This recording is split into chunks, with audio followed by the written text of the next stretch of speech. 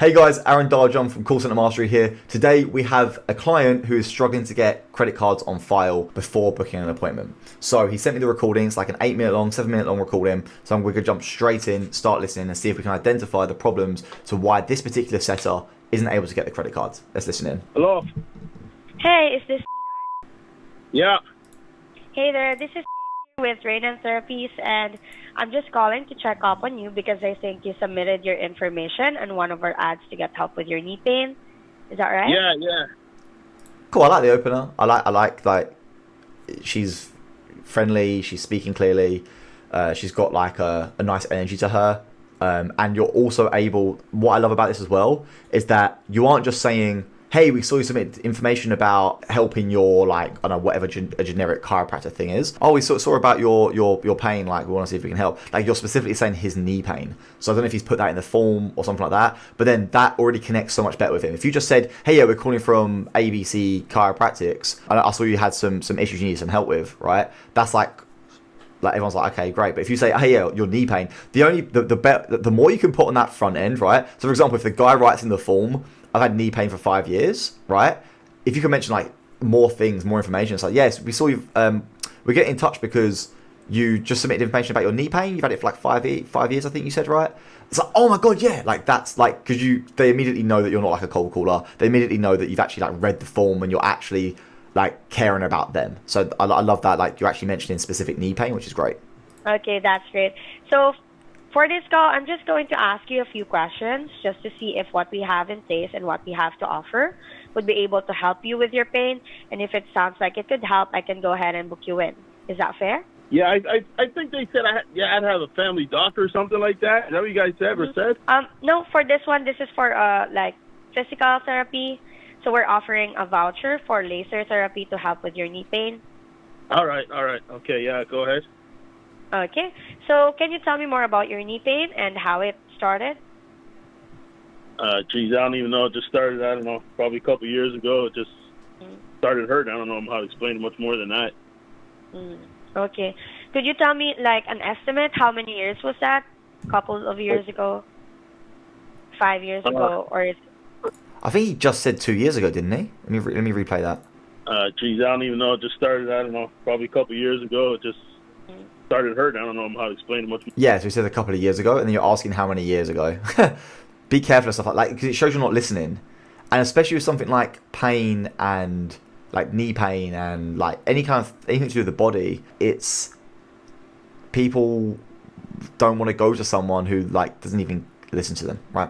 So make sure that you're listening and don't just read through the script. If you're just like reading through the script, you're not because like what you're doing is you're focusing on the next thing to say rather than what the person's saying. So don't like the script is there as like an overall, but try not to focus entirely on this like reading every word of the script, because otherwise what's happening is while he's saying the answer, you're just reading, you're like preparing for the next question you're going to ask. And so then it creates this weird thing where you're not actually having a conversation with someone, you're just like going through the motions, which isn't good.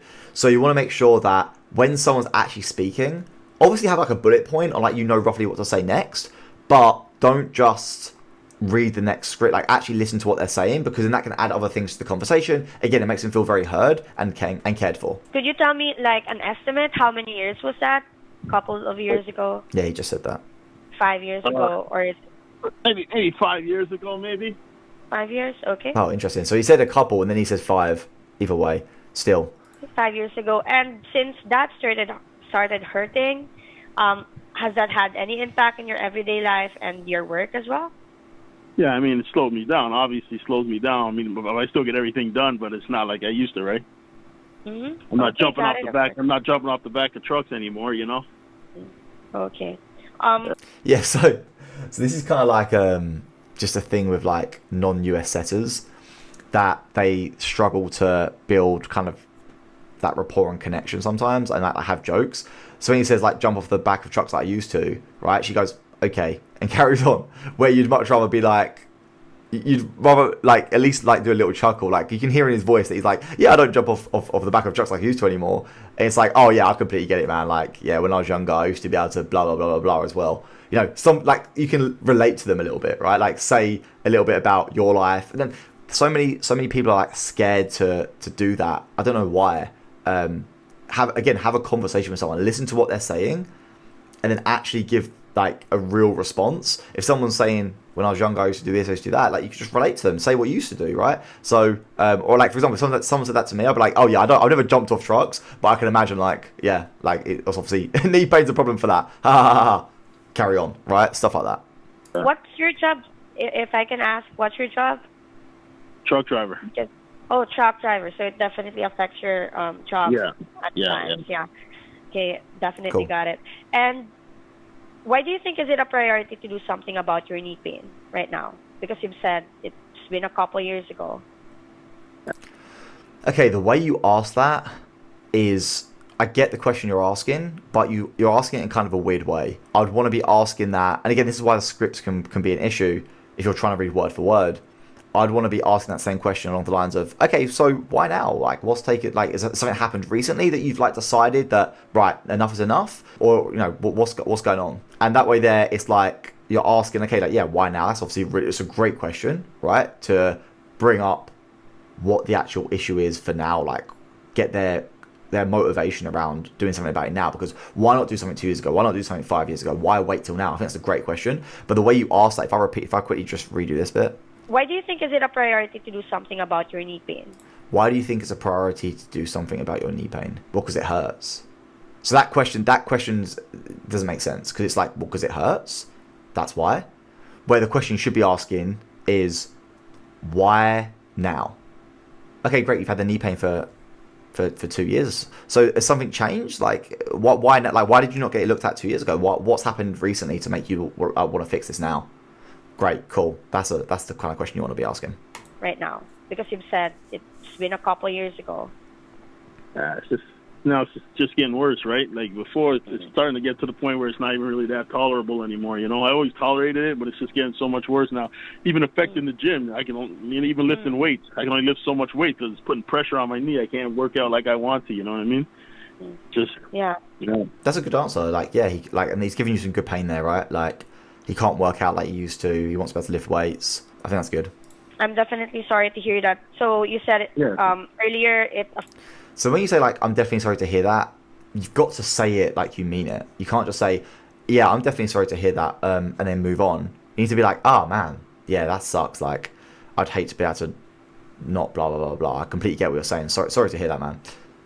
And then carry on. Right, like, yes, you want to add, like, a little bit of empathy there, not just like, sorry to hear that, and then move on.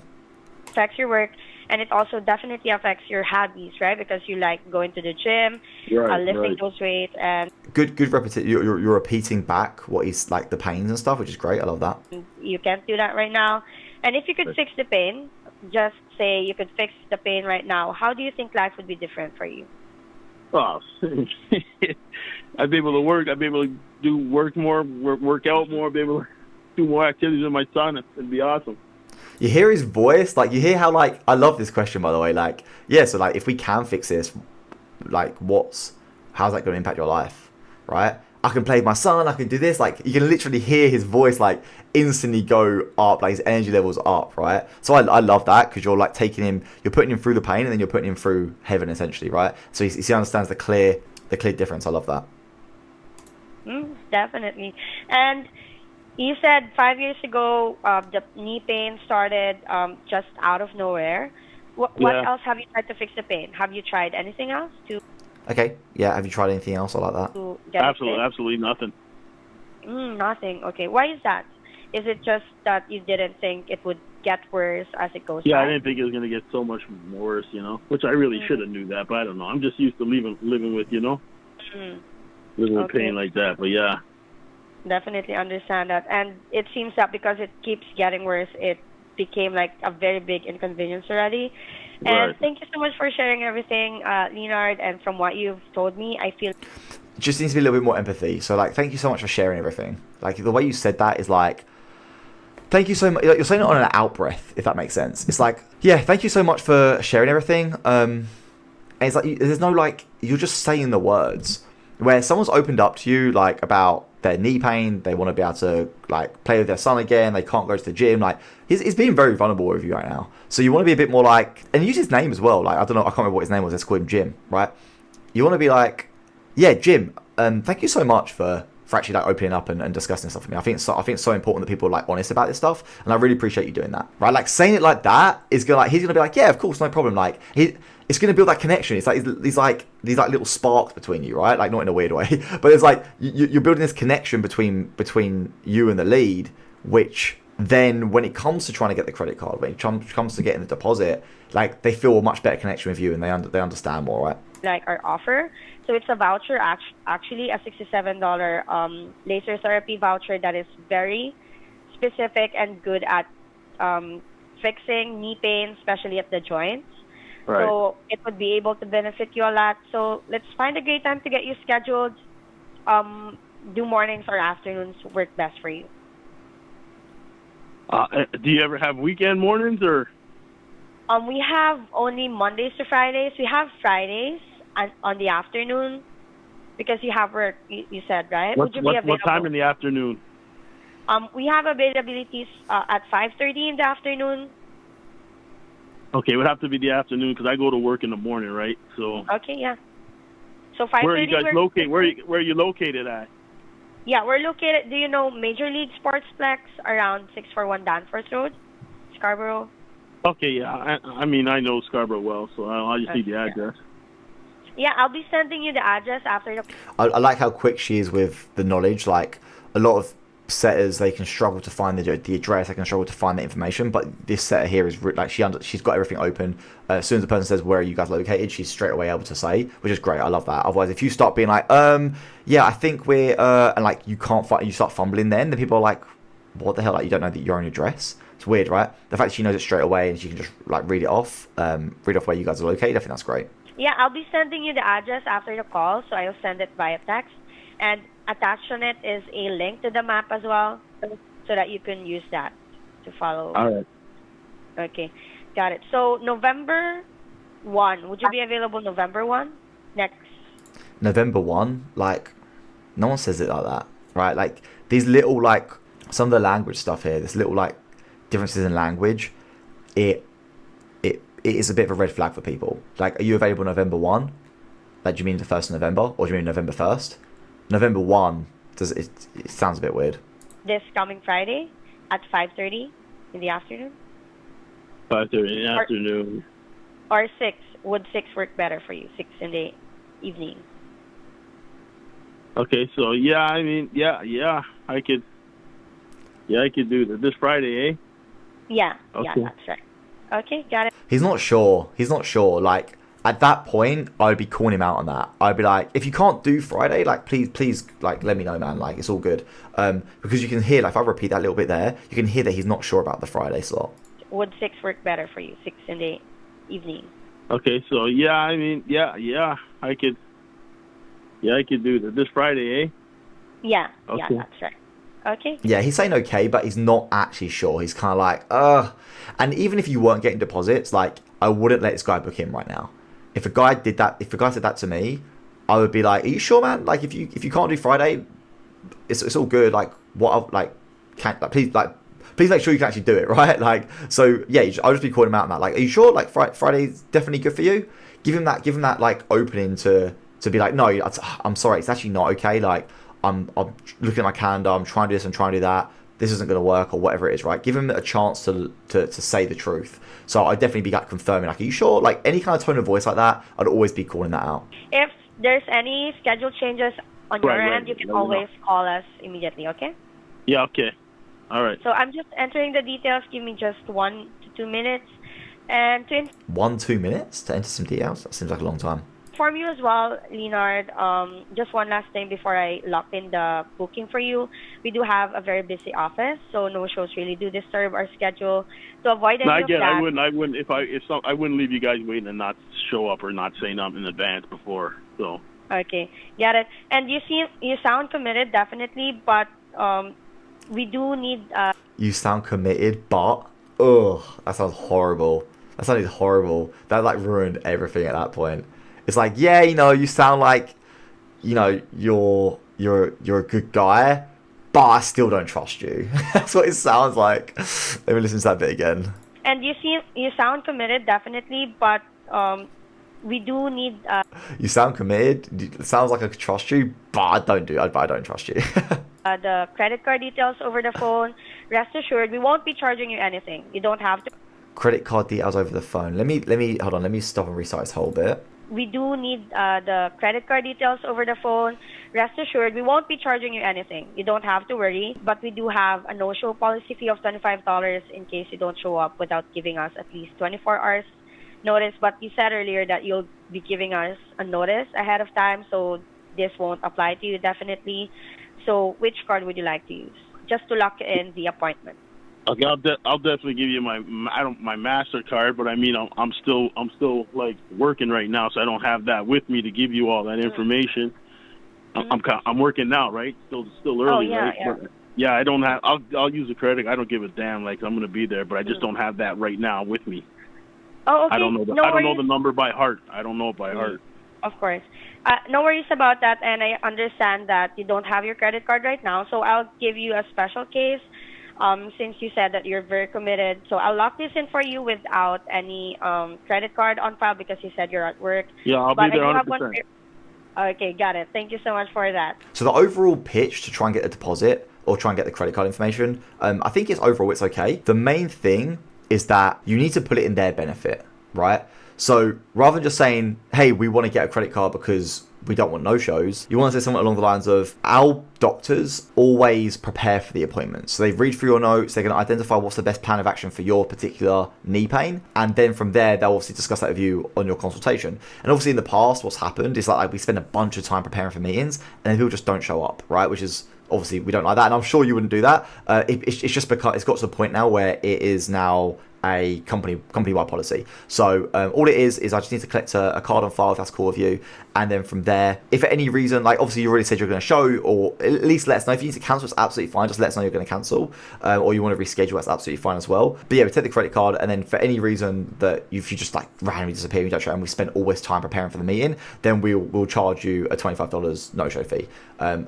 Hopefully you understand that. Like, do you get what I'm saying? Like, do you appreciate why we're asking that? You know, say something like that at the end if you want to. But the way you deliver it is obviously really, really important. You don't want to be like saying it too harshly. You want to be using like a soft tone of voice. Yeah, cool. Let me keep playing this. So I'll lock this in for you without any credit card on file because you said you're at work. Yeah, I'll be there 100%.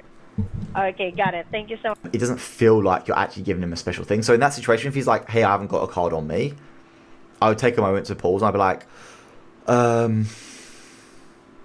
only because like I said, it's company policy. We have to get a card on file.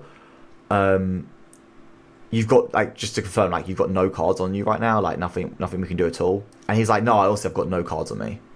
I'm working right now. It's like, okay, cool. Yeah, I shouldn't be doing this. Let me, like, I can still book you in. I can override it, but like, if you don't show, it's gonna look really bad on me. I like make a joke about it, right? But, like, it's gonna look really bad on me. So yeah, if like, please, like, let us know if you can't make it. Please show up. Like, that's the main thing, right? We genuinely want to help you. We genuinely want to help you with your knee pain. So please, like, show up. That, like, obviously don't let us down, pretty much.